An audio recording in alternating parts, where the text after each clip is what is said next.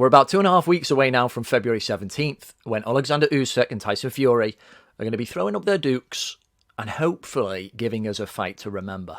It's going to be the first undisputed heavyweight title fight in the four-belt era, which we love banging on about, as if that actually matters. It's kind of funny how the IBO has still yet to be recognised as a proper world title. It's still just weirdly existing there, this weird no man's land between it's called a world title, but nobody really recognises it as such. All that matters is that we have, undisputedly, the two best heavyweights on the planet, and they're going to be fighting. It had its predictable back and forth. We had the whole he said that, he agreed to this. We had the postponements. We had the 70-30 split proposed by Tyson Fury amid increasingly loud cries of "you're ducking." Now it's going ahead. They'll both be getting paid a ton of money, and we can all give it the big thumbs up. Okay, I know some people now say you've given it the kiss of death, and I won't believe it until the first bell's about to go, but that simply doesn't leave me with enough time to do a prediction. And so I've got to approach this one now, and I'm going to give a little bit of a case for both guys before I make my official prediction.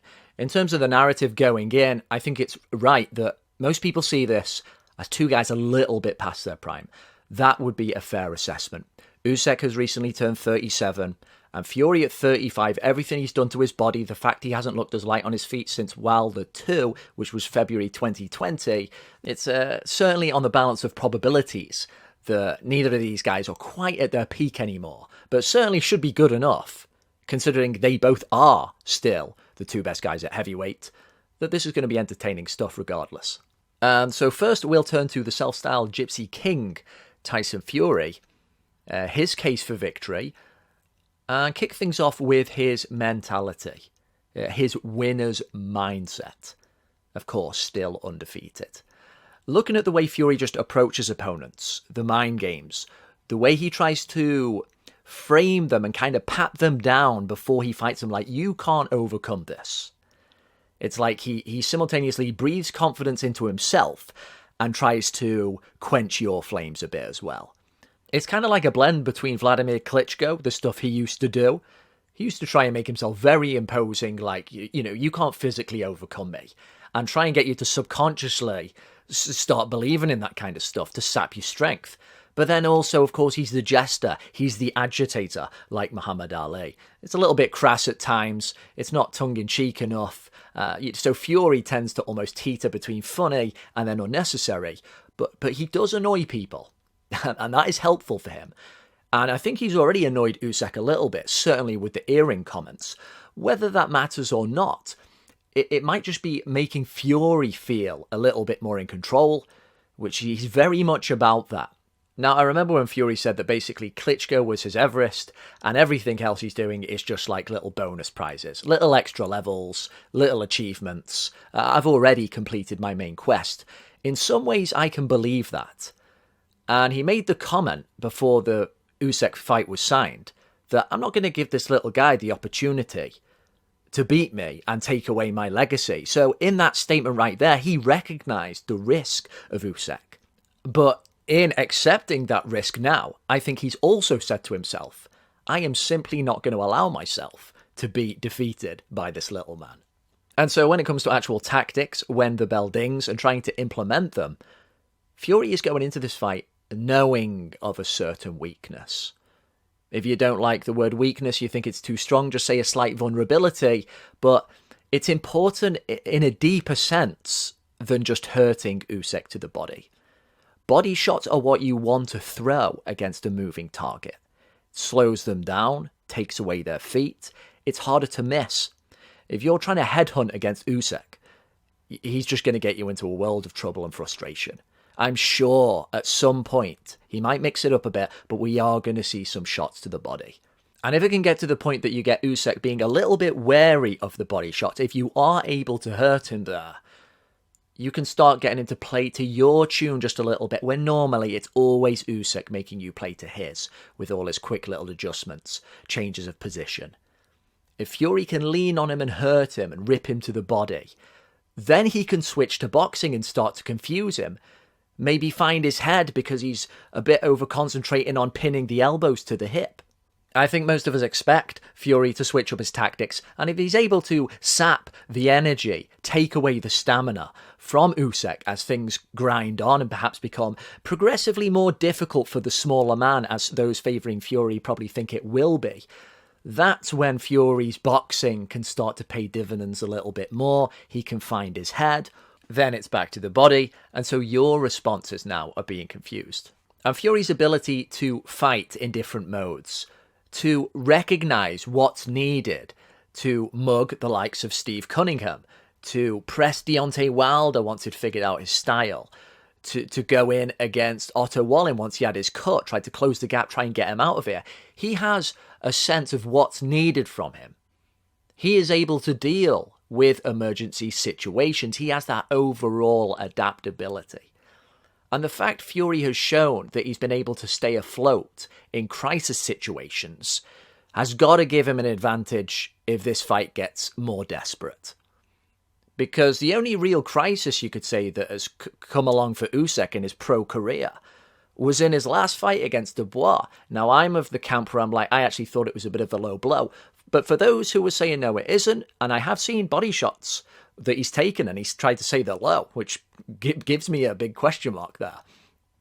How well does he deal with a crisis situation? We don't fully know. And that, I think, along with the whole mugging thing, is kind of at the heart of the Fury argument.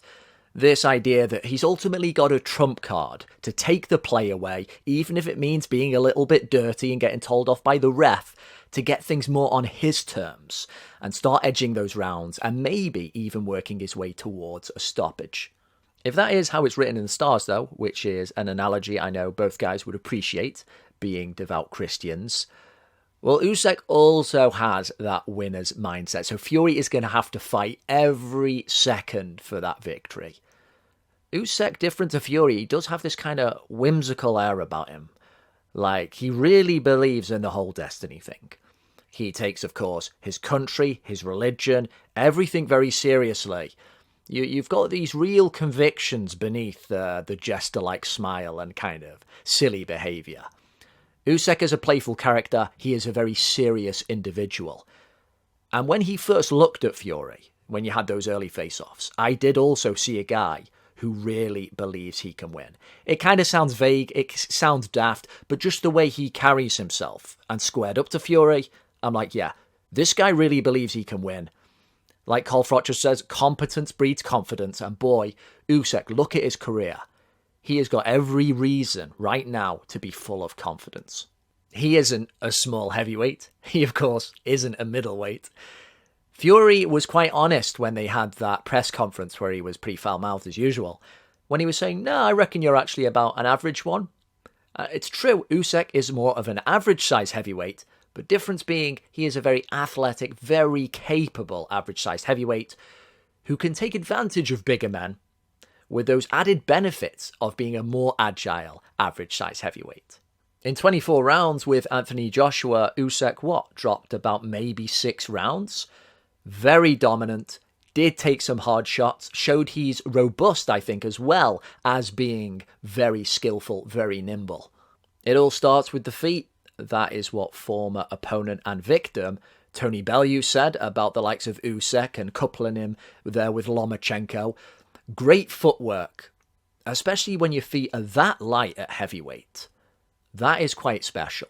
That is a hell of a weapon to dictate when and where you engage. This is the big point.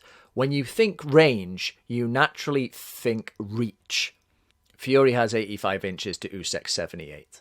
But when you've got feet that good and quick, you can position yourself quicker, more precisely while remaining on balance. You can eat into that reach advantage and you can be the one who dictates. A fantasy fight, of course, but that would be one of the main reasons why I'd say, look, of course Muhammad Ali could compete with Tyson Fury for those real evolutionists who are just like bigger is better. Because the feet, the speed of foot would eat into Fury's greater range. He would dictate, as Usyk is going to do at times here, when and where they engage. Now, are we going to see Fury a little bit back to his best? Maybe. Is he, even if that's the case, going to have quicker feet than Usyk? No. I don't think so. There's more changes of position. that's, of course, naturally a lighter man who's probably naturally more athletic. And so while Fury may be able to box with him a little bit, his ego, as some people have observed, might actually make him want to go, all right, let's have a boxing match and I'll beat you at your own game. I don't think that will be advisable. Usyk has this ability to keep the pressure on, remain in distance. He doesn't like little resets. He likes to constantly work for 3 minutes. And if he's able to make Fury work for 3 minutes, his better stamina is going to win out. When he jabs his way, double jabs his way into range, that's when Fury is going to have to respond differently. He's going to have to look for the uppercut, the body shot, and then he's going to try and clinch. And therein, for many people, I understand, lies the crux of the encounter. What happens when Fury just tries to lean himself on Usyk? To sap his strength, to interrupt his rhythm. There's this idea that he's not going to be able to do anything about it. But the more I've thought about it, the harder I see Usyk is to clinch. He keeps everything tucked up. He doesn't want to clinch. When you have somebody with this boundless energy, like, say, Joe Frazier, when Muhammad Ali tried to clinch him, he wasn't having any of it. He was like, get off me, let's get back to work. And at times, when Ali was trying to catch a breather, he was like, shit, okay, bravado, pretend I'm not hurt, because he didn't want it on those terms. Usyk, solidly built, 6'3", 222. I think he's a pretty strong man, and he might have the ability to leverage himself, his head, up at Fury's chin and make clinching disagreeable. This is something Golovkin used to do. If he can do that, he slips out and it's back to my terms. And so while he is a little bit older, you get worried about injuries. You think 37 with his kind of fleet-footed style. I've got to put that against the fact Fury hasn't looked after himself. He hasn't looked great since Wilder 2. While he made it look like a walk in the park against Dillian Whyte, who I've never really rated that much, he didn't really need to use his feet, and I thought he still, in what was very one-sided, looked a little bit lumbering compared to what he used to. Now, there is the chance he can show up and just turn in one last great performance. He can maybe get still 90% out of his body, but there's only so many times you can go to the well. I don't think he can get 100% out of his body. And Usyk, while probably not at his peak either, I think he's just only lost a little bit of altitude because he's just so dedicated in the gym. And so if there is a crisis situation, if it gets tough, even if it means trying to get the ref on your side, which if you're able to do it, do it. It's all part of the game. I think Usyk is just going to be able to avoid the crisis situations, escape them if need be, get things back on his terms. As the fight gets later, Fury will get more tired. He will meet a man who is stronger than he thought, who hits a little bit harder than he thought, and at this particular point right now in time, is just that little bit better. So Usyk on points probably isn't going to be too surprising. It seems like a pretty popular pick, even though Fury is the slight favourite. So the time has come for you to tell me who you're picking, how. Is anyone going for the draw? Is anyone going for the DQ? We're almost 2,000 strong, which is great stuff. Spoons up.